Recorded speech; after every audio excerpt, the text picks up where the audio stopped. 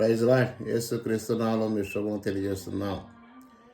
మనం ఈ లోకంలో ఉన్నప్పుడు మనం ఏదైనా బాధ, నింద, అవమానం వచ్చినప్పుడు మనల్ని చూసి సంతోషించేవాడు చాలామంది ఉంటారు. పైకి ఓదార్చిన లోపల ఆనందించేవాళ్ళు ఉంటారు. అయితే మన ప్రభు అయిన యేసుక్రీస్తు వారు మన దుఃఖాన్ని, నిట్టూర్పును తీసివేయటానికి ఇష్టపడుతున్నాడు.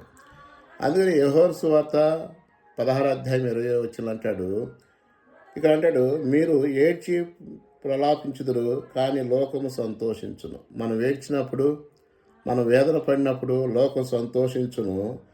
మీరు దుఃఖించుదురు కానీ మీ దుఃఖముకు సంతోషమగును అని నిత్యముగా మీతో చెప్తున్నాను. మీరు దుఃఖించిన తుదుకు మీరు సంతోషిస్తారు, ఆనందిస్తారు.